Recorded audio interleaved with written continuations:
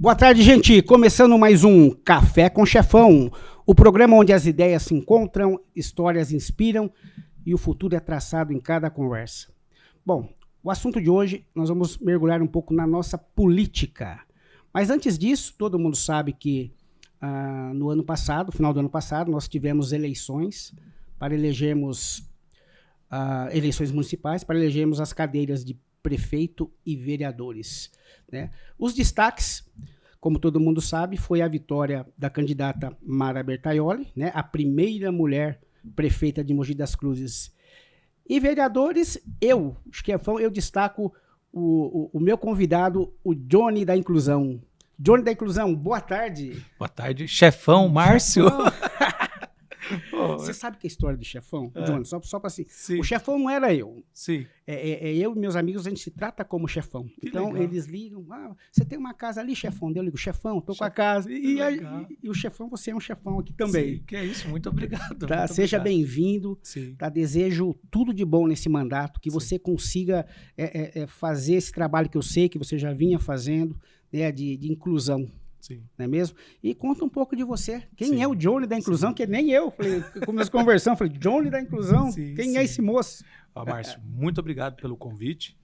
Fiquei muito feliz com o Legal. contato, não é? E a oportunidade que você está me dando de compartilhar um pouco Sim. da trajetória, né?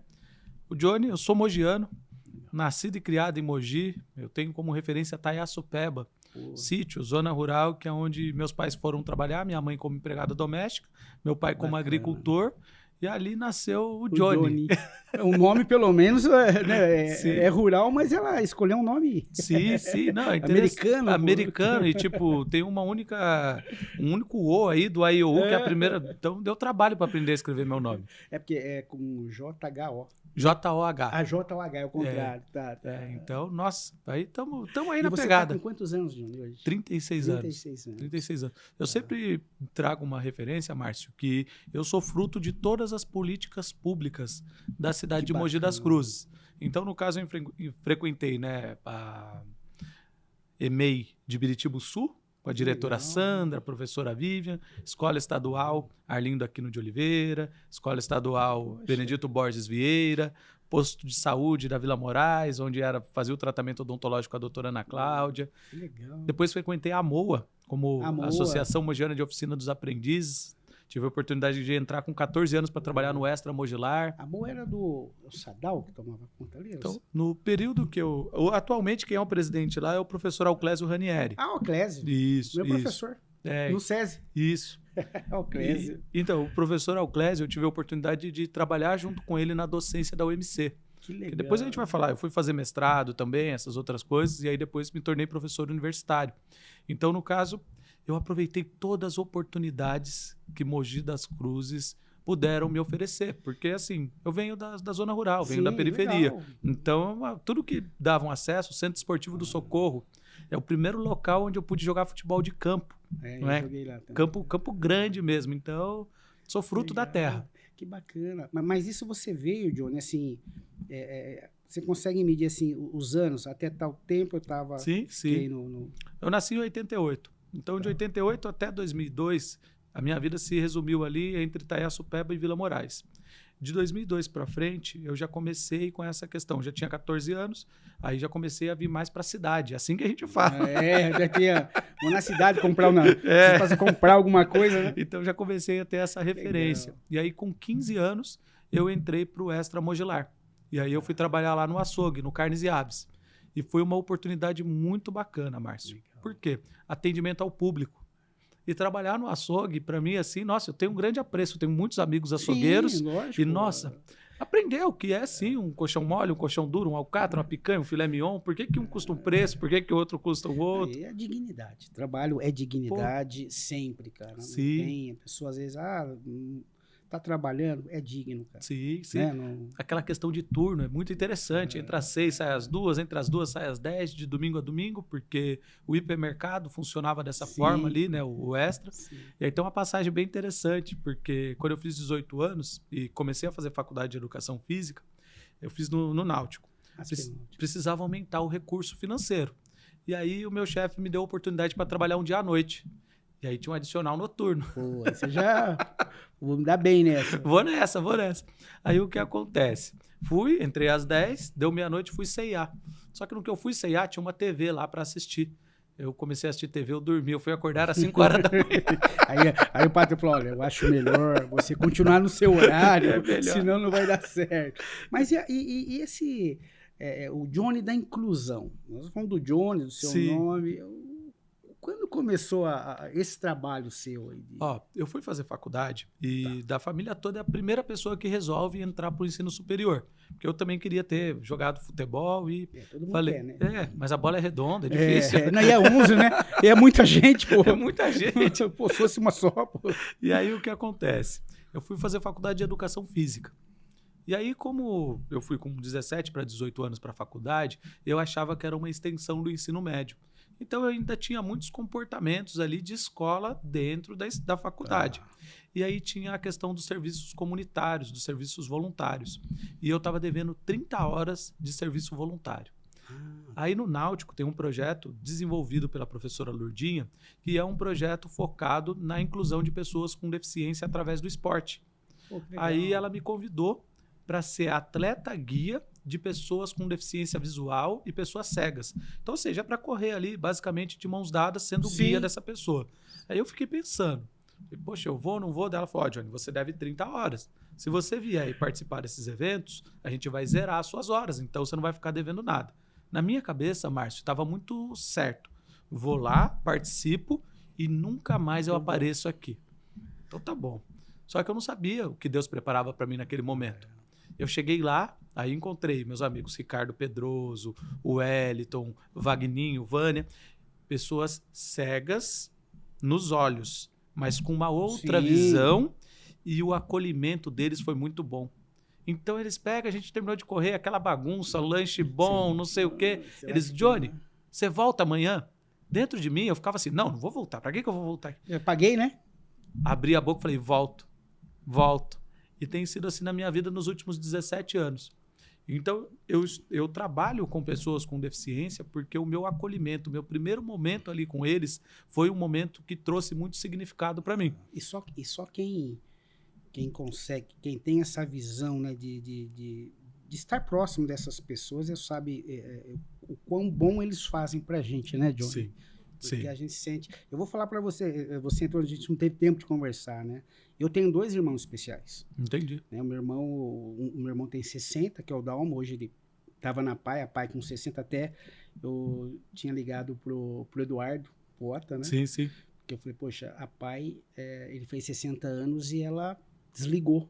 Sim. É normal, falou, fez 60, ele foi um dos primeiros alunos e eu liguei pro Otto, o Otto falou, eu não sei se tem outro lugar para a idade dele. Sim. Né? Eu até falei para minha mãe, ele vai ter que ficar em casa até que, sei lá, uma política pública porque eles fez 60, descansa. Eles, né, pegam e tiram do projeto deles. Mas quantos mais que tem 60 anos e eles sentem falta? Sim. O meu irmão era segunda, ele arruma a malinha de manhã, só que ele vai à tarde, vai a mala já... hoje eu tenho aula. Sim, né? sim. E quarta. Mas agora, né, até falei pra minha mãe, bom, é um novo ciclo pra vida de todos, né? Sim. Então, eu tenho esse meu irmão, tenho mais uma irmã que a de 63, não mora com a gente. Ela tá numa clínica, ela tá vegetando ainda, né? Sim. Mas a gente sabe o quanto é difícil você... pra família, né? Parece que a gente é mais sensível, até fala, poxa... Sim. Por mais que a gente entenda o problema de todo mundo, né, Johnny? Sim. A gente fala, poxa, mas às vezes o nosso às vezes é tão... Né? A gente fala, cada um tem a sua peculiaridade, né? Sobre o seu irmão, a gente vai conversar depois, mas a gente consegue colocar ele sim para fazer alguma atividade. Porque o que acontece? Quando ali, nesse início do meu trabalho, eu foquei muito no acolhimento que eles me deram. Sim. Eu falei, caramba, os caras são gente boa mesmo. E assim, eu aprendi a tocar cavaquinho com o professor Denilson com 14 anos, lá no Conservatório Musical. Então, assim, os caras gostavam de batucar ali um pandeiro. Então, a gente foi criando um ambiente muito bacana. Então, eu sempre gostei de estar ali, porque era um ambiente acolhedor, um ambiente muito divertido. E eles traziam ali muito respeito pelo que eu tinha para oferecer. Sim. Que naquele momento estava estudando educação física e eles validavam. E nesse ponto aí, você nem imaginava na política, né? Não. Você nunca... Você nem... Não imaginava por quê. Isso daí a gente está falando de 17 anos atrás. E aí eu concluí o curso de Educação Física e fui fazer Administração e Marketing Esportivo. Então eu comecei a olhar para a Educação Física como um outro instrumento, porque as pós-graduações mais procuradas pelos professores é mais atrelada à parte pedagógica, Sim. metodologia de treinamento, fisiologia e nutrição. Eu gosto muito dessas áreas, são áreas muito relevantes, mas eu ficava inquieto, falava, caramba, como que a gente pode estruturar projetos? Porque para qualquer projeto a gente precisa de recursos. Sim. A gente sabe que se não tem recurso, a gente não consegue ter base de sustentação. Então eu fiz essa pós-graduação. E em seguida, eu fui fazer o mestrado em políticas públicas. Então E você aí, já foi estudando. O mestrado em políticas públicas também foi uma bolsa que eu ganhei. É uma bolsa que eles falam da CAPES, que é um órgão do governo federal. Então eu não pagava para fazer a faculdade e ainda ganhava para estudar. Então, bacana. assim, foi um momento muito bacana da minha vida, entre 2013 e 2015, porque daí, no caso, eu consegui trazer um pouco de toda a vivência prática para uma área acadêmica. E aí, no caso, a gente conseguiu escrever algumas teses. E aí eu consegui entender um pouco sobre o que é a constituição de uma política pública. Então, assim, foi muito bacana esse momento. E aí, nisso, eu já comecei. Falei, caramba, olha só, dá para ter projetos privados, dá para ter projetos no terceiro setor, como a própria PAI, mas também tem a parte da prefeitura, do governo do estado e do governo federal, que são a questão das políticas públicas. Então, por exemplo, a questão do seu irmão é algo muito pontual que hoje a gente não tem uma visão contemporânea. Porque quando se fala de pessoa com deficiência, primeiro, todo mundo acha que pessoa com deficiência é só cadeirante. É isso, é um ponto, que é um recorte. Depois, que só existe criança com deficiência. Sim. E aí, como você bem colocou, Márcio, seu irmão foi um dos primeiros alunos da PAI. Foi. A PAI já está com mais de 50 anos. Então ele foi. Então, assim, a gente tem a Valquíria, a Meire, a Sossô, essa galera já tá tudo, o Carluxo, já estão tudo com 50, 60 a mais. E antes a gente não tinha indicadores que as pessoas com deficiência intelectual conseguiam chegar à idade de uma pessoa idosa. Exatamente. Então é isso. A gente tinha isso lá atrás, que eles morriam antes, o pessoal falava... Mas muitas vezes, né, por questões de saúde mesmo, fisiológicas, cardiológicas. Então, no caso, é necessário que a gente entenda qual é a idade hoje que uma pessoa com deficiência intelectual chega. E aí a gente começa a ter programas específicos. E aí, nesse período, em 2014, nasceu o Centro do Paradesporto. Sim, conheço lá. Então, a PAI, ele estava ligado a esse centro, né? Aí ele conseguiu, olha como Deus é bom para nós. Ele conseguiu entrar num projeto da CS Brasil, ele foi escolhido, ele é como se fosse um funcionário. Sim. E, só que assim, ele ficou 14 anos no projeto, ele foi desligado agora também, eu acredito que seja por causa da idade, eu não sei se é linkado com a PAI, que foi tudo seguido. Só que assim, agora no final que a CS Brasil mudou a direção e começaram a exigir uma presença dele lá. Sim. Só que assim, eu até falei, eu tô sempre à frente disso, porque minha mãe já tem 82 anos, eu falei, olha, o caso do meu irmão, ele não consegue assistir comandos, ele não consegue, você não consegue mandar, ele vai lá e busca isso. Sim. Ele tem um grau, expliquei para ele, o CID dele é um grau muito forte, de um nível até de esquizofrenia mesmo, que necessita de uma pessoa especial com ele. Sim. Né? Mas não sei o que, se ele não comparecer, a gente vai ter que desligar. Eu falei, olha, eu estive no Paradesporto, eu vou falar o que eu vi lá. Eu falei, olha, vocês vão desculpar. As pessoas indo lá com as crianças no estado que elas estão, por causa desse salário, é até desumano. Sim. Vocês colocam uma pessoa e ficam 200 pessoas porque cada um tem que ir junto, no caso. Sim. Eu falei, olha, você desculpa, mas ele nunca foi, vocês nunca exigiram que ele fosse lá. O contrato disse que ele seria chamado para tirar foto, aparecer num comercial. E foi 13 anos isso. E agora eles chamaram, falaram, não, a gente vai desligar porque ele não vai no Paradesporto. Mas eu falei, mas ele não é que ele não vai. Eu falei, nós já fomos lá. Só que eu falei, ele não consegue ficar. Sim. Então, por isso que quando a gente vai falar sobre pessoa com deficiência, eu gosto sempre da premissa da equidade. Porque, assim, no Centro do Paradesporto e no projeto do Brasil, assim, paralímpico, olha só, quando você consegue dar a base certa para a pessoa consegue produzir. Então, o exemplo que eu sempre trago, né? Por exemplo, uma pessoa que vai fazer um arremesso de peso e tem uma amputação abaixo da articulação do joelho. Ela usa um tipo de suporte. Sim. A pessoa que vai fazer um arremesso de peso e tem uma amputação na altura acima da articulação do joelho, ela usa uma outra Sim. base de suporte. Mas ambos conseguem exercer a sua atividade, que é o quê? Fazer o arremesso de peso.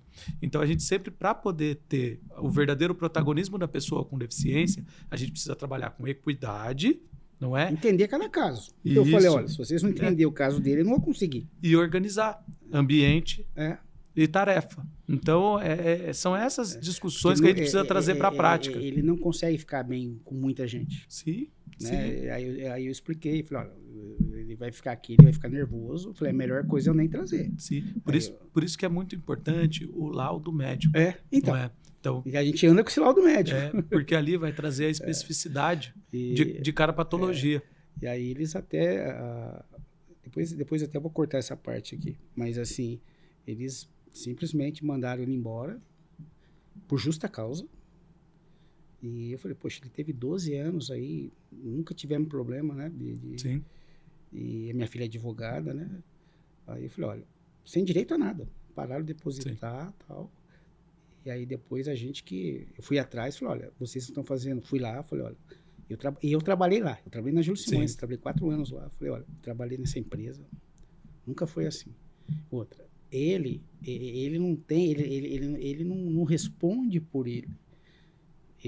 Como é que você me manda uma pessoa nesse estado embora por uma justa causa? Aí eu falei, bom, entramos com a ação. Eles não quiseram nem que entrasse com a ação, porque a hora que protocolou, eu falei, vai ser pior para vocês. Na mesma semana ligaram, não, vamos pôr acordo, eu vou mudar as verbas. Na verdade, eu falei, olha, eu queria era a reintegração dele. Porque a minha filha falou, pai, eles teriam que trocar outro pela mesma doença. Não é só mandar embora. Eles teriam que trocar, explicar por que dispensou e que colocou outro. Mas assim, para trocar figurinha, aí nós aceitamos, sabe, o John? Depois eu vou cortar esse pedaço. Nós aceitamos e falamos, não, pelo menos os direitos, né? A ideia era o 10º, as férias, 13º, seguro-desemprego. E o fundo, ele tinha mais de 10 mil de fundo. Mandaram por justa causa, sabe? Eu falei, bom, cada um sabe o que faz, né? Mas a gente resolveu. Né? Porque aí a gente entra numa seara que é muito interessante também, que não deixa de ser uma política pública, que é a política pública da lei de cotas, que é uma política, uma legislação que foi constituída em 1991. E ela também precisa ser pensada, repensada. Eu sempre brinco, né? Eu falo que a Bíblia da inclusão é a LBI, que é a Lei Brasileira de Inclusão. Sim. Então, por exemplo, para qualquer site, segundo a Lei Brasileira de Inclusão, tem que ter acessibilidade. Então, até mesmo para o nosso podcast, não é? Sim. A gente teria que ter aqui um intérprete de Libras. O site eu brinco muito com as Casas Bahia. O site das Casas Bahia, ela proporciona dignidade para a pessoa com deficiência auditiva, porque tem ali um intérprete de Libras. Tem como você organizar a questão de acuidade visual. Eu vou fazer um podcast com uma professora. Nossa, é bacana. É bacana. E a comunidade surda é uma comunidade muito bacana. Eu vou fazer um com a... Existe a Surda Olimpíada. Não sei se você sabia dessa curiosidade. Todo o movimento que tem na Olimpíada, tem na Paralimpíada, mas tem também na Surda Olimpíada. Caramba. Porque aí, no caso, você faz uma adequação de comunicação. Então, por exemplo, na hora do jogo de futebol, você usa bandeiras ao invés de você usar apito. Então, é diferente, mas você vê que eles estão sendo incluídos, né? É uma inclusão de toda forma. Né? Literalmente, porque se você observar na Paralimpíada, igual na última, o Brasil ganhou 82 medalhas. Mas você não tem surdos participando da Paralimpíada. É verdade. Então, assim, tem uma especificidade. E aí também existe uma outra coisa bem bacana, que são as Paralimpíadas de Inverno.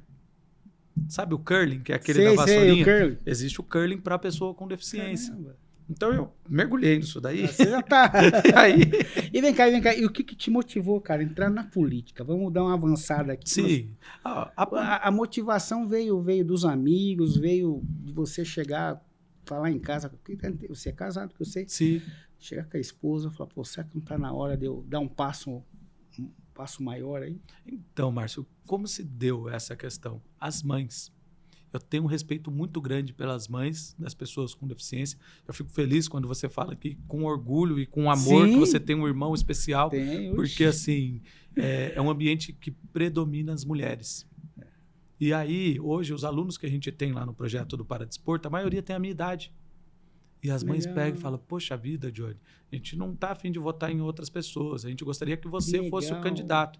E aí eu já colocava a mão na cabeça e falava assim, como que eu vou ser candidato? Você não tinha nem ideia de quantos votos você precisava? Não, porque assim... Você não é partidário, assim, não. De rasgar, brigar pelo partido, né? Às vezes você entrou no partido para poder... Então, o que acaba acontecendo? Quando eu fui procurar o prefeito Caio Cunha, ele pega e falou assim, Johnny, legal, você pode ser candidato e você vai pelo partido Avante.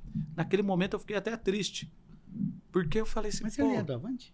Ele é do partido Podemos. É do Podemos. Mas aí, no caso, o Avante estava fazendo a composição. Coligação. Aí eu peguei e falei, poxa vida, Avante, nossa, eu queria o Podemos, tá todo mundo no Podemos, não sei o quê. Mas você precisa de mais voto.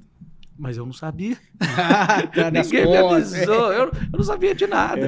E aí ele pega e me colocou ali no Avante. Explicaram para mim, Johnny, é a primeira vez que você participa de uma campanha. Você vai ter aí no máximo 600, 700 votos. Porque assim, é a realidade. Ninguém estava... Mas é verdade. Ninguém estava me subestimando. Nunca fui testado na urna, é um outro jogo. Sim. Então, no caso, eu peguei e fui falar com as mães. Falei, e aí? Agora a gente precisa ir para a rua. Foi chegando material, a gente precisa panfletar. Johnny, fica tranquilo. Caramba, olha que bacana. Conversei com a minha esposa. Aí, no caso, a gente orou, pediu bastante direção para Deus mesmo, se era aquilo. E aí, começamos o trabalho. E aí, Deus me abençoou. E aí, eu tive pessoas, assim, maravilhosas que entraram no circuito para me ajudar. Então, assim, eu tive a Renata Torquato, o Cid Torquato, o próprio Beto, que hoje trabalha comigo, também é uma pessoa que me ajudou muito. Só que se eu fosse enumerar o exército de mães e de pessoas com deficiência que estavam na rua, era incrível. Eu até falo, Márcio, que era assim, eu mandava mensagem no grupo, o primeiro que me respondia que ia estar comigo panfletando era um garoto cego. E aí eu ficava assim, meu Deus do céu, que estratégia é essa que eu vou usar? Porque o cara é cego, ele nem vai enxergar a pessoa que é para ele entregar. Mas a determinação dele, aí daqui a pouco vinha outro amigo que era cadeirante. Falei, caramba, ou empurro cadeira ou entrego panfleto. Aí daqui a pouco vinham os amigos com deficiência intelectual, os autistas e as pessoas com síndrome de Down. Cara, que as pessoas com deficiência intelectual, você podia estar vestido de outro candidato. Ele chegava com o panfleto, vota no meu professor. Eu não sei. Então, assim, foi uma questão ali de muita fé. Essa é a principal palavra que eu vejo dentro da forma que a gente fez a campanha. E a gente não tinha noção, precisa de 1.000 votos, precisa de 2.000, precisa de 5. Não, sem contar a questão financeira também, né? Sim. Que, às vezes a gente escuta, fala, sem dinheiro você não vai para muito longe, né? Sim. E a sua campanha foi pautada nesse trabalho, né? Sim. E todo mundo fala ali, falei, pô, eu li alguma coisa sobre você, que você gosta de jogar golfe. Me meti nessas coisas aí. História de golfe, filho.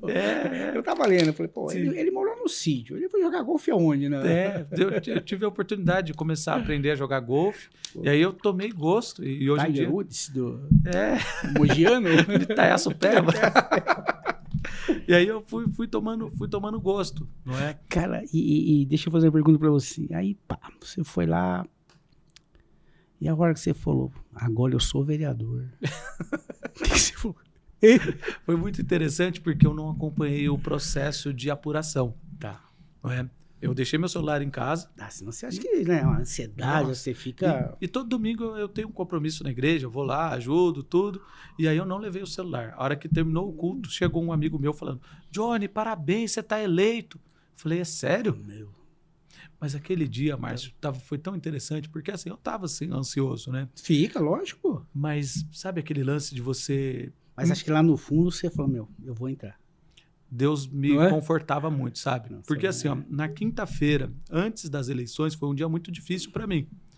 Do nada, o meu amigo Cid Torquato já tinha conversado com o Nelson Freitas, ator da Globo, mogiano, gravou um vídeo e mandou para a gente, falando da minha trajetória, falando que estava também acreditando no meu projeto de cidade. Eu trabalhei com o pai do Nelsinho. Olha que bacana. Ele não era nem... Ele tá... depois eu vou contar essa história pra você. Sim. Ele ia lá na empresa pegar dinheiro para pegar o trem. Olha que legal. E o pai dele fazia a gente assistir. Sim. Ele fazia, eu lembro até hoje, o pai dele faleceu de acidente, o pai japonês dele. E era Rosa dos Ventos, e a gente almoçava com o pai dele. O pai dele era chefe nosso lá. Sim, né? era o chefão. Aí o pai dele, a gente almoçava. Vocês assistiram ontem? Assisti. E a gente assistia. A novela foi na Manchete, não sei se você ouviu falar. Sim. A novela não terminou. Cara, a novela, cara.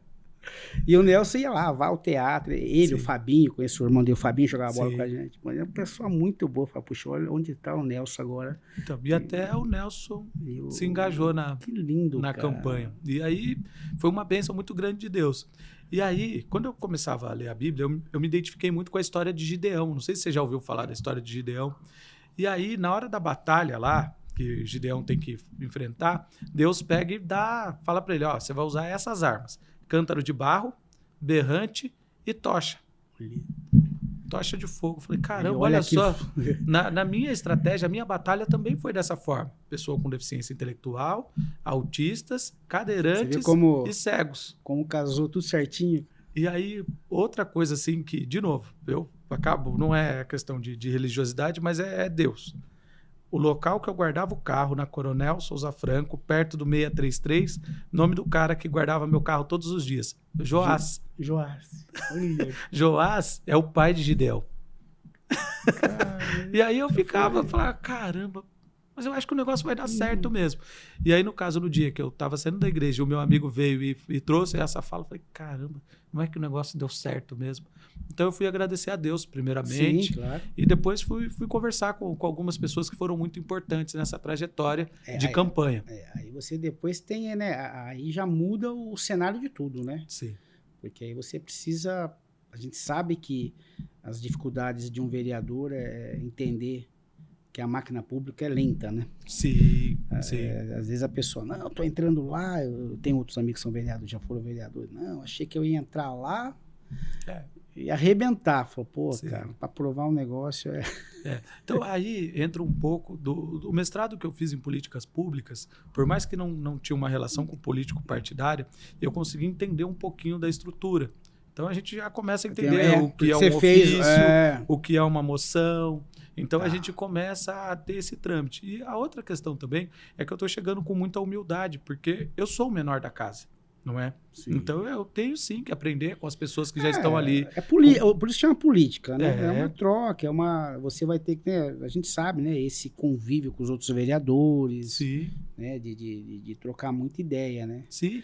E eu sou bom ouvinte, então a gente vai trocando ali, vai aprendendo. Mas o meu principal objetivo é que a cidade avance na pauta da inclusão e na pauta da acessibilidade, que é uma questão muito ampla, Márcio, e não é só para pessoa com deficiência. Eu acho que em Mogi, a gente é mogiano, a gente conversou um pouquinho antes, né? Quando você quiser mandar algum recado, pode olhar ali, tá? Tá bem. Mandar um... Demorou. Essa é a sua, aquela é a minha. Mogi é uma cidade muito boa, a gente já falou sobre isso. Tenho certeza que Mogi vai avançar. Sim. Né? Eu acho que agora, né, a gente... Cada um tem uma preferência, mas eu acho que a oportunidade que a Mara Bertaulis está tendo agora, eu acho que ela vai fazer um bom trabalho. Sim. Eu acho que ela vai fazer por ser mulher também, porque a mulher é um pouco mais organizada, é mais centrada. Sim. Não que o ex-prefeito não seja. Para mim, não tem nada para falar dele. Acho que ele cumpriu aquilo que foi possível. Sim. Né? E a gente estava falando dos números aí, a cidade, os números são bons, né, para morar, segurança, mas sempre falta alguma coisa. Sim. Quando você fala de acessibilidade, realmente eu acho que a cidade poderia ter um pouquinho mais de qualidade no centro, né, nos bairros. A gente vê um pouco guias que ainda, sabe, às vezes eu falo, poxa, a gente vai em outras cidades e é tudo tão certinho, né, um calçadão tudo preparado para os deficientes, com facilidade. Qual que é teu projeto principal? É isso? A minha...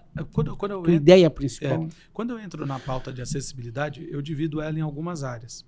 Mas a principal área que eu quero atuar nesse primeiro momento é a acessibilidade atitudinal, Márcio. Tá. Como que Porque, funciona? assim, a gente tem que trabalhar com a educação das pessoas. Seu irmão tem 60 anos. Tem 60 anos. Muitas vezes você vai andar com ele de mão dada em algum local. Sempre. As pessoas vão olhar de forma estranha. Em É nenhum verdade. momento passa pela cabeça das pessoas que ali é um ato de cuidado, amor, carinho, afeto. Ele ganhou agora uma pulseirinha Sim, que tá escrito, né, sobre ele, né? sim. As pessoas às vezes olham a pulseira e... Então, e aí eu comecei já a trabalhar em cima desse processo educacional. Porque, assim, a pessoa que tem um restaurante, a pessoa precisa entender que vão nesse restaurante pessoas ali diversas. E também pode ir um amigo autista. Sim. E se esse amigo autista tiver uma crise, como vai ser a conversa com essa família? Porque muitas vezes a família ali pode se sentir triste, magoada, Sim, porque não com foi certeza, acolhida. Não é? Às vezes a gente... Achar que tá até incomodando. Às vezes, esse rapaz está incomodando. Quer dizer, ele não está entendendo Sim. o que está concluir. acontecendo. A pessoa, às vezes, porque o autista, às vezes, o meu irmão mesmo, ele, do nada, ele tem uma crise ali. Não quero, não vou comer. Não quero. Sim. E tá tudo bem.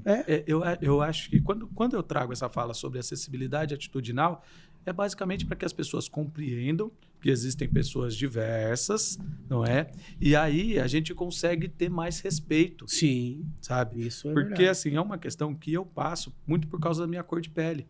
Então já aconteceu. Eu comecei a ministrar aula na faculdade, e aí, no caso, um dia eu perdi o crachá e cheguei com o carro na porta da faculdade. E aí eu peguei e falei para o segurança, falei, gostaria de entrar. Daí ele, cadê seu RG? E eu estava sem o RG também. Eu falei, eu perdi meu crachá. Daí ele, você acha que você é o primeiro aluno que vem tentar dar esse golpe aqui? É normal, não sei. E aí eu precisava entrar para trabalhar. Eu falei, eu nem vou ficar aqui conversando, porque, é claro, ele está no direito de quem está errado sou eu. Mas a forma. Não tem... Se você disse que é um professor, é um professor. E aí, tipo, isso daí acontece a todo momento, principalmente com as mães das pessoas com deficiência.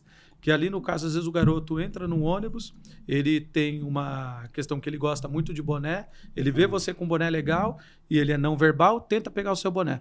Normalmente o cara chama, peraí, tá levando uma comigo. As pessoas... Mas, de novo, isso é porque a gente só consegue entender o que é acolhimento sobre inclusão quando a gente tem alguém perto. É verdade. Quando tá longe, as pessoas... mas você nem tem cara de autista. É isso que as pessoas falam. Mas nem parece que ele tem nada. Então, esse é o principal ponto da acessibilidade. Tanto é que a gente trabalha, você vê... coincidência, né? Eu tenho um irmão e você falar sobre isso. Sim. Eu procuro levar meu irmão para cortar o cabelo quando tá vazio o salão. Sempre marco quando tá vazio, né? Mas ele é dócil, ele é muito dócil, só que ele é uma criança. Sim. Ele vai te pedir um bonequinho, um chaveiro, você não tem um chaveirinho para me dar? Sim. Que bonitinho, assim, não sei o que, sabe? Sim. Mas assim, é o que você acabou de falar, as pessoas não entendem. Então a gente que acaba às vezes escondendo o mundo deles mesmo para protegê-los. Não é por vergonha, não é por nada. Não. É uma forma que você fala, poxa, eu marco para cortar o cabelo, ele faz as unhas, eu marco outro horário também, né, para cortar a unha do pé. Né? E aí você está falando de cuidados básicos. E às vezes os pais só queriam ter essa oportunidade. Por isso que tem muitas mães que acabam cortando o cabelo do filho em casa. É que eu tentei uma vez. Sim, mas não ficou legal? Ele reclamou? Comprei a maquininha, mas nem a maquininha. Mas é interessante, Márcio, sabe por quê? A minha relação com as pessoas com deficiência não se dá com a deficiência. Se dá na eficiência deles. Então, eu esses dias mesmo estava comentando sobre a minha amiga Elda. Ela tem a miotrofia espinhal progressiva. Mas a miotrofia espinhal progressiva dela é uma característica dela. Eu a reconheço pela potencialidade que ela tem. Uma baita de uma psicóloga, uma regente de música, cantora, atleta de bocha. Então, olha só, ela pode ter um CID, ela pode ter uma deficiência, mas é uma parte de um todo. Então, no caso, a minha relação com todos esses, eu falo, meus amigos, é tudo em cima da eficiência deles. Então, um é porque gosta de um determinado time de futebol, o outro é porque gosta de alguma outra comida específica. E eu sempre, as minhas provocações, as minhas conversas começam em cima do que eles gostam. Então, por exemplo, tem uns meninos lá que são muito vaidosos. Então eu pego, não, mas que camisa feia que você tá. Camisa feia sua, Johnny, sua que é horrível, não sei o quê. Então a gente consegue ter uma troca de igual para igual. Eu também acho que o que eu vejo assim, a única coisa que eu vejo no teu caso, assim, você está entrando agora na política, né? Tem boas ideias, com certeza, mas você já tem tipo assim, quanto tempo você vai conseguir alcançar um pequeno objetivo que seja lá dentro? Sim, então, a gente já teve uma primeira conversa agora dentro da Câmara, porque eu acredito que a mudança ela tem que acontecer de dentro para fora.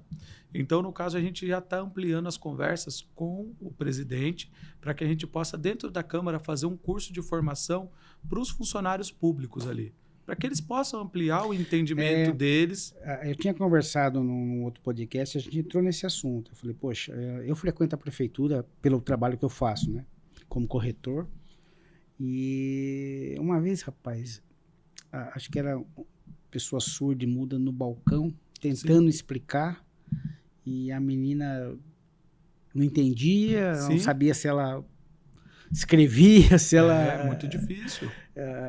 E aquilo me gravou. Eu falei, puxa vida, como a pessoa está tentando explicar. Eu acho que ele queria a segunda via do IPTU. Eu falei, se fosse ela, pegava porque ele estava com o carnezinho. Sim. Eu falei, bom, quase que eu fui lá e falei, ó, tira a segunda via do IPTU para ele, eu acho que é isso que ele está querendo. Sim. E ela não... Então, quer dizer, esses órgãos públicos realmente precisam mesmo ter uma... Porque é dignidade. Ali a gente tem uma fala que a gente fala que as pessoas surdas, muitas vezes no Brasil, eles são palhas linguísticos, não é? Eles ficam totalmente distantes de acessar essas políticas públicas, porque muitas vezes nos locais não tem ninguém orientado que saiba se comunicar em Libras. Eu acho que... Você acha que é necessário uma secretaria ou um setor só para isso? Eu acredito que Mogi das Cruzes vai avançar conforme a cidade for se desenvolvendo, e logo mais a cidade vai ter, sim, uma secretaria. Porque, no caso, quando a gente pensa nas secretarias, elas são recortes de demandas da população. Por isso que existe Secretaria da Saúde, porque a sociedade precisa de saúde, de educação e por aí vai. Nós temos no Estado a Secretaria Estadual dos Direitos da Pessoa com Deficiência. Ela funciona como uma secretaria meio. Então, às vezes, o surdo tem algum desafio na área da educação, ele procura essa secretaria que vai conseguir dar voz e vez para ele, vai arrumar essa informação para poder levar para frente.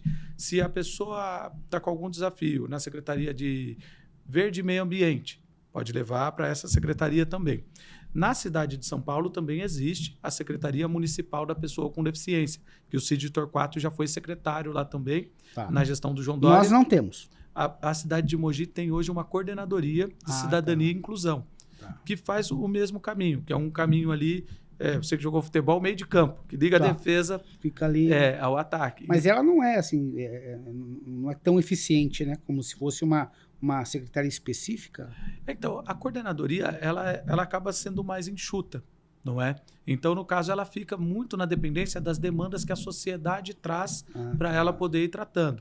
Então, isso tudo também vai alocado no plano de governo de cada prefeito. Mas a Mara, não é? Ela assumiu um compromisso, sim, também com a comunidade das pessoas com deficiência. E tendo eu ali junto no Legislativo, que vou estar compondo junto, a gente vai conseguir avançar nessas pautas. E você sabe que o vereador, né, ele tem presta N serviços, né? Lógico, você tem essa tua bandeira da inclusão, sim, que é importante.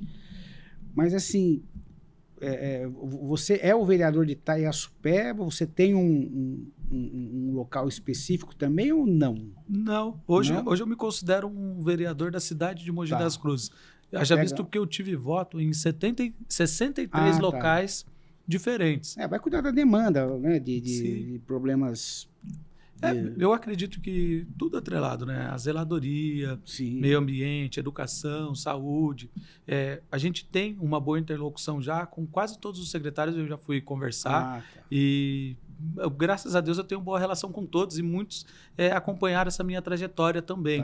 Então, é muito aquela questão de discuta e fazer valer o direito das pessoas. Na tua opinião, o que a cidade de Mogi mais precisa? O que é mais urgente hoje? Hoje, quando eu penso nessa questão da acessibilidade atitudinal, é algo que a gente precisa muito. Por quê? A nossa cidade, se a gente for... Eu estou tomando aqui, muito obrigado. A nossa cidade, quando a gente observa a questão dos idosos, que também entra como um grupo especial, a gente precisa avançar nessas questões. Então, quando a gente pega um programa que é muito bom, como o ProHiper, a gente precisa ter ele de uma forma efetiva nas periferias. A gente precisa pensar também que os idosos muitas vezes precisam de um semáforo sonoro, porque a gente vai perdendo a acuidade visual e aí eu não sei quando está amarelo ou quando está vermelho.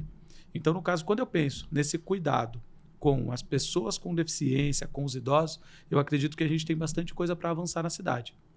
Tá, e também a gente precisamos também ver a questão de emprego, né? Sim, sim. Como criar, sim, né, esse emprego para o pessoal aí da inclusão. Né? Sim, emprego e renda é algo assim imprescindível para a dignidade humana. Então, a gente tem uma outra frente que eu gosto muito, que é a questão do empreender. Porque eu empreendo desde quando eu tinha 7 anos de idade. É uma tendência agora também, né? Sim. Hoje o mercado de trabalho... E a gente tem uma questão assim, a pessoa com deficiência, ela tem, muitas vezes, né, quando se enquadra no perfil de solicitar o BPC, que é o benefício de prestação continuada, ela tem ali também a questão da lei de cotas, que é a questão da empregabilidade junto ao mercado de trabalho formal, mas as pessoas com deficiência também têm o direito de empreender. Então, no caso, se a gente conseguir fomentar programas onde a gente consiga educar as pessoas com deficiência para elas empreenderem, eu acho também que é um caminho sensacional. Sim. E um outro ponto é avançar nas políticas educacionais de ensino superior, de formação técnica também, para que essas pessoas possam se colocar no mercado de trabalho e o mercado de trabalho não seja capacitista com eles. Porque muitas vezes as empresas contratam a pessoa com deficiência, mas às vezes a pessoa com deficiência não tem ali um plano de carreira. Então, às vezes, ela fica um período como ajudante geral. Um cotista, né? Eu cumpri a cota, deixa ele lá. Isso. Por isso que, assim, eu sou totalmente anticapacitismo. Eu não sou a favor do capacitismo com as pessoas com deficiência. Eu acredito que a equidade pode promover um ambiente onde as pessoas podem produzir. Então, é bacana. Hoje eu tenho uma amiga que é analista de RH, a Karina Gregório, a gente chama ela carinhosamente de Nina, e ela tem nanismo. Então, ela trabalha numa empresa multinacional, é uma pessoa... Cientíssima. Incrível, incrível, mas a gente já conversou muito sobre essa questão do capacitismo. Então, no caso, assim, em muitos locais, a pessoa só queria ter ela ali pela cota, ela sentia aquilo, e aí ela pediu desligamento. Caramba. Então, é legal porque, assim, esse ponto, ela não ficava se submetendo e ela entendia que ali não era um ambiente saudável para ela. E em busca do seu propósito. O outro ponto também que eu acho importantíssimo é o transporte, né? A gente vê que tá difícil também, né? Sim, mobilidade é uma coisa incrível. E quando a gente fala de transporte, na linha lá, que vai para o rodeio do Centro do Paradesporto, a gente tem um motorista chamado Camargo, que vale a pena conhecer, viu, Márcio? Ele tem que pegar o ônibus lá só para... Pensa num cara gentil, cordial, que ama o que faz. Tá. Quando a gente está no período de férias, às vezes ele pega, para o ônibus, a buzina e fala, quando que meus amigos vão voltar? Olha. Mas por que ele tem essa paixão? Porque, de novo, ele entende o que é uma pessoa com deficiência. Mas tá faltando muito, a gente fala assim, né, esse processo humanizado, ele foi acabando com o tempo, com o avanço da tecnologia, o WhatsApp, né? Hoje a gente sente isso em tudo que você faz. Né? Eu atendo, eu sempre trabalhei com público, hoje eu vejo uma diferença, a pessoa não quer conversar, se eu ligo, não, você pode escrever? Pô, mas... Sim. A gente já está falando aqui. O que você quer saber? Sim. Você pode escrever? Tá bom, eu escrevo. Eu falo, gente, onde vai parar isso? E a questão da urgência, é tudo para ontem. É tudo para ontem. O meu WhatsApp, ele fica lá com 2 pauzinhos azul e às vezes eu li, mas eu não consegui responder naquele momento. Aí eu vou, pô, você não... Pô, mas Johnny, tá demorando. Aí eu fico pensando, né? Poxa vida, o meu avô, ele mandava carta. Demorava um mês para chegar uma carta de Minas para Mogi. A minha geração, você veio um pouco depois, mas eu falo, gente, minha geração é fantástica, nós aprendemos uma máquina de escrever, cara. Pô, eu falo, quando eu comecei, eu falo, gente, olha só como eu sofri. Eu tinha que bater um contrato. Era uma semana, porque se eu errasse uma folha, o advogado falou, não, tá errado, vai ter que... Eu chorava. Eu falava, A, S, D, F, G. Fiz na Escola Guarani, curso de... Então a gente fala, né? Então a gente veio ali, né? Eu vou fazer uns vídeos agora, que eu levei pro meu escritório, a molecada nunca viu o fax, cara. Mas como que é isso? Eu falei, sim. Eu levei o pager, eu tenho o pager, aquela época do pager, eu mandava aquele, eu falo, ó, o pager é o pai do WhatsApp. É o bip. Né? Minha mensagem é o pai do WhatsApp. Eu corria por orelhão, jogava as fichas, opa, tô aqui. Então, quer dizer, olha que geração, né? E hoje tem tudo. Eu vi uma homilia de um padre, achei muito interessante, que ele pegou o celular e fala assim, ó, esse aqui é o que está acabando com o mundo. Ele acabou com a máquina de escrever, ele acabou com a filmadora, ele acabou com o aparelho de som. Sim. E depois ele vai falando, ele está acabando com os casamentos, com os relacionamentos. Sim. Falei, puxa, olha que interessante. E é verdade. Sim. Aproxima quem está longe, distancia quem está perto. Né, lógico, é uma ferramenta, nossa, ela tem também seus pontos, mas tem que saber usar.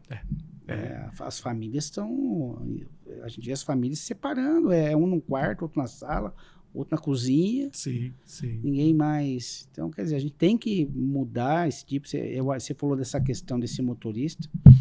Eu adoro essa quando a pessoa é mais humana, assim. Nossa, cara, é muito incrível. legal a pessoa. É incrível. Né, chegar para você e falar: olha, eu vi que ali tá. Não, tá aqui um negócio. Tá, né, mas não tem mais, quase. Então, isso daí, Márcio, é uma questão que às vezes eu vivencio algumas coisas. Júlio, mas por que você está fazendo isso? Toda segunda-feira eu vou no salão cortar o cabelo. Eu não preciso cortar muito o cabelo, porque eu já sou meio careca. Mas toda segunda eu vou lá. Faz igual eu uso prótese. Eu trouxe o Marcelo da prótese lá. Eu tava fazendo... Gente, eu tô usando prótese, eu não tenho vergonha nenhuma, não. Sim. Vai sair o podcast do Marcelo lá, ele veio aqui, ele ensinou a colocar, eu só não tirei para não assustar. E aí o que aconteceu? Por que eu vou lá toda segunda-feira? Eu vou visitar a minha amiga Rose. A Rose corta meu cabelo desde quando ela tinha 6 anos, quando eu tinha 6 anos de idade. E a Rose tem 2 filhos, né? O Mário e também o Carlinhos. Mas o Carlinhos, há alguns anos atrás, ele teve algumas complicações de saúde e veio a falecer. E era um amigão meu de infância. Mas aí o Mário, ele é caminhoneiro. E aí, às vezes, a Rose fica um mês sem visitá-lo, sem vê-lo. Você vai lá. E aí, toda segunda eu vou lá. Daí, mas nem tem direito o que cortar. Mas, Rose, eu venho aqui, você faz um carinho na minha cabeça, eu tomo um café com você. É massagem já, não é nem corte. E assim, quantas pessoas a gente se dá a oportunidade de ir visitar só para poder bater um papo e... Não, olha, isso que você falou, cara, eu tinha umas clientes, cara, que faleceram já, né? Sim. Mas a gente faz uma amizade que, às vezes, né, cuidando dos aluguéis dessas pessoas, eu vou levar o dinheirinho pra senhora. Então vem que vai ter bolo, né? Aí bolo, na outra não sei o quê, sabe? E às vezes ajudando, não, meu filho tá com problema, não, eu vou ligar para um amigo meu. Eu sempre fui muito próximo das pessoas nesse sentido de, não, vou ver se eu arrumo um negócio para ele ali, vou ligar para um amigo. Eu sempre arrumei emprego para você, eu já dei sorte. Não, é verdade. Às vezes eu tô lá, assim, pô, preciso 2 caras assim. Outro dia entrou 2, uma amiga do SESI ligou, mas eu preciso de 2 ajudantes geral aqui pro SESI e tal, contratamos uma empresa, vai trabalhar na empresa do cara, tal, não é pro SESI mesmo. Cara, entrou 2 caras no escritório. Você não tá precisando de pedreiro, não sei o quê. Eu falei, peraí. Agora. Pô, depois o cara veio agradecer. Falou, cara, isso que você fez. Eu falei, cara, eu não fiz nada. A única coisa que você veio na hora certa. Se a hora que você chegou, ela desligou o telefone. Sim. E sabe, então, quer dizer, se puder fazer isso, né, cara, a gente tem que fazer, né, cara? E eu tenho uma questão que eu acredito que tem muitas pessoas boas no mundo. Tem. E eu sou fruto disso. Não é? Porque quando meus pais foram trabalhar no sítio, o seu José Galvão e a dona Laíde, eles não tinham obrigação nenhuma comigo e com a minha irmã. Na verdade, eram meus pais trabalharem e eles pagarem ali o salário. Mas eles sempre cuidaram da gente como se nós fôssemos netos deles. Então, no caso, eu vivi isso. Então, as pessoas às vezes falam, pô, Johnny, mas por que você faz isso aqui? Eu inventei uma feijoada no meu aniversário. Tem que dar. Eu ganhei, eu vou dar também, não é? No meu aniversário, eu inventei uma feijoada, Márcio. Aí começou. A primeira eu decidi numa quarta-feira fazer no sábado. A minha esposa falou, mas e aí, Johnny, como que vai ser? Não, fazer pro pessoal lá do Paradesporto. Ah, tá bom, feijoadinha. Quantas pessoas? Falei, 100 pessoas. 100. Foi indo, 100, 200, 300. Durante a pandemia, eu fazia os kits e entregava na casa das pessoas. A última que eu fiz em 2023, 900 pessoas no Clube Náutico. Nossa. E é um barato. Os meninos já chegam. Professor, comprei essa camisa para vir na feijoada. Trouxe até marmita para poder levar embora. E é tudo gratuito. Eu não cobro R$1 de ninguém para poder participar da feijoada. E os meninos, né, os alunos sempre, quando vai ter de novo, não sei o quê. É legal, né? Cara? Hoje eu tenho... A gente marca, né? Sim, eu tenho... 8 anos de feijoada. Esse ano eu quero fazer a 9ª. Se Deus quiser, para 1.000 pessoas. Eu quero ir nessa aí. Então, vai ser super bem. E o que acontece, Márcio? Os meus amigos que começam a querer ir, igual você vai, Márcio, você vai pegar um avental branco, você vai me ajudar a servir mesa. Prazer. Ô, Márcio, agora você não vai servir, não. Senta com aquela mesa ali e conversa com a dona Cira e vai conversar com uma senhora de 80 anos que criou um filho que tem paralisia cerebral e está com 60 anos numa cadeira de rodas. E aí você pega, conversa, ela conta história, você dá risada. E é só isso que as pessoas precisam. Comigo mesmo. Minha irmã também tem paralisia cerebral. Tá fácil. E é isso que muitas vezes as pessoas precisam, sabe? Não, mas e eles entram numa idade, você vê, a gente tava falando do meu irmão. É engraçado. Eu trouxe eles para morar. Minha mãe, a gente foi criado em Brás Cubas ali perto do riozinho ali, onde é o riozinho ali. A gente morava sempre ali. Você morou ali. Eu casei, vim morar em César. Minha mãe ficou. Meu pai faleceu na pandemia. E aí eu assumi essa responsabilidade dele e tal. Eu trouxe minha mãe para morar próximo. Sim. Né? Porque minha mãe também está com 82, próximo de joelho e tal. Mas os dois têm uma afinidade, eu fico ali. Eu vou sair daqui, vou passar agora, de manhã eu saio, passo. Sim. Tem uma moça que toma conta deles durante o dia, e eu passo agora à noite, dá o remédio e tal. E ele ajuda, rapaz, a minha mãe. Minha mãe caiu, ele foi na vizinha, minha mamãe não tá bem, não sei o que. Daí a vizinha me liga. Sim. A vizinha me ligou, eu fui pra lá, tá, mas foi um tombo leve e tal. Mas é engraçado que ele, igual você falou, mesmo com a deficiência, ele entende que ele precisa... Que ele tem uma responsabilidade. Sim. Aí eu levei minha mãe pro médico, ele falou assim, cuide bem dela, hein? Cuide bem dela. Eu falei, não, fica tranquilo, eu tô levando essa preocupação, né, cara? E minha mãe tá nos 82, então, aquela fase de... eles são muito... tudo para um problema. Não, eu tô com esse problema. Então, mãe, qual que é esse problema? Não, mas isso aqui eu já resolvo aqui, mãe. Esse tá resolvido. Sim. Não, mas eu tô com outro problema. Mas é o que o padre Fábio de Mello fala, né? Que a gente consiga constituir relações para quando a gente tiver com os nossos 80 a mais, que a gente tenha quem coloque no sol, mas tenha quem tire a gente do sol. Pior. Porque se a pessoa só colocar, já era. Eu tô assim lá com os dois, viu, cara? Eu fico... telefone toca, eu já fico... Mas tá vendo tudo certo, né? Mas graças a Deus que a sua família tem você ali para poder dar esse suporte. Não é, Márcio? Porque... afeto, carinho, essas são coisas que não dá para comprar. Viu? Às vezes, John, a gente sabe que às vezes é difícil. A gente também, né? Eu tenho meus filhos, né? Às vezes a gente não tá legal, mas assim, dá uma respirada, vai lá, né? Porque às vezes é atenção. O idoso é atenção. Sim. Eles querem sentar ali. Meus filhos foram quando eles estavam no construtivo. Eles iam muito nesses lar de velhinhos e, nossa, eles voltavam maravilhados. Nossa, que senhorinha bacana, tal, que eu fiquei conversando. Sim. Eu falei, isso mesmo. Processo educacional. Educação é tudo, né, John? Educação é o futuro não é só da nossa cidade, é do mundo, né, cara? E aí é uma questão que, assim, eu almejo muito melhorar essa questão, sabe? A gente precisa ampliar a percepção. E a saúde, assim, como que você entrou agora, lógico que você tá, né, já está correndo para lá e para cá.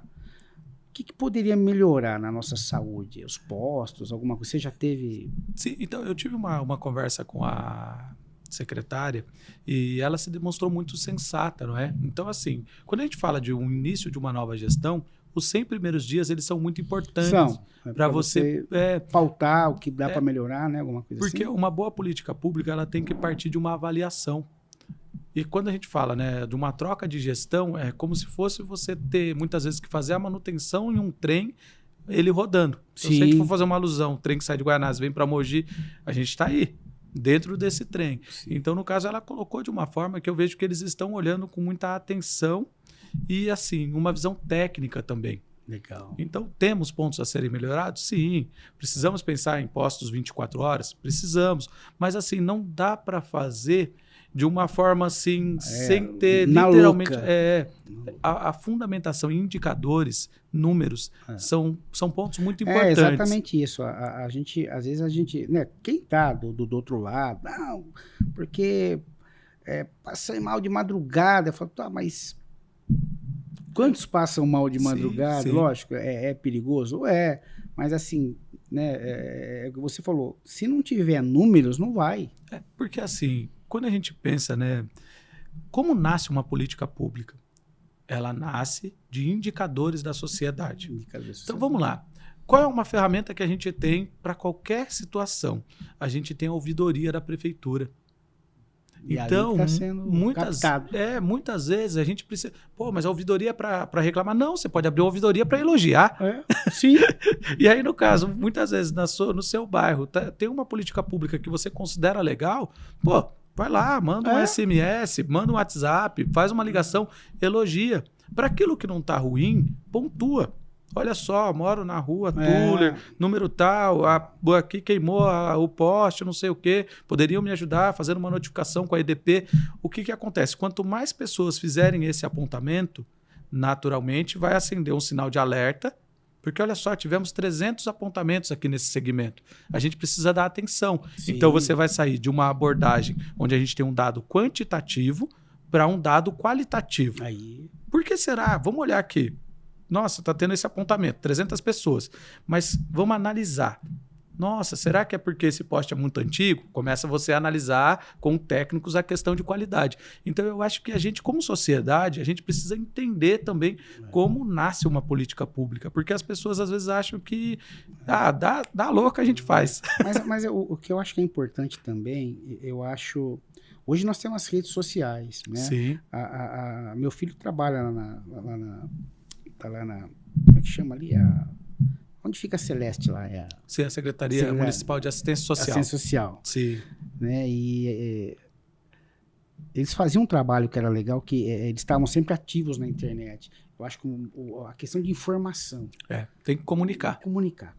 Porque o povo também é lógico. O povo tem isso aqui. Todo mundo tem isso aqui. Sim. Né? E como que você acha que essa questão digital pode ajudar o seu trabalho? Você já faz um trabalho? Você está falando que agora você está com as suas redes sociais? Agora nós estamos com rede social, mas a gente precisa analisar como a sociedade se comunica, Márcio. Então, assim, é muito importante a gente ter uma rede social ativa, um Instagram, um Facebook, o site, tudo isso. Mas também é importante a gente utilizar veículos de comunicação como os programas de rádios, o programa seu aqui como um podcast, que é um canal de comunicação, os jornais impressos, sabe? E a gente também precisa estar presente nos locais. Então, hoje eu tenho feito alguns exercícios um pouco diferentes. Eu nunca fui muito de tomar café em padarias, assim, diferentes. E hoje em dia eu vou em alguns locais, porque aí, naturalmente, vou melhorar a minha comunicação e a minha interlocução com pessoas que às vezes não me conheciam. Então, eu acredito que essa questão de comunicar, porque às vezes se eu ficar só no Instagram, muitas vezes a galera não vai, tipo, literalmente conhecer a gente e reconhecer o que a gente faz. E aí também a gente não tá só para receber elogio.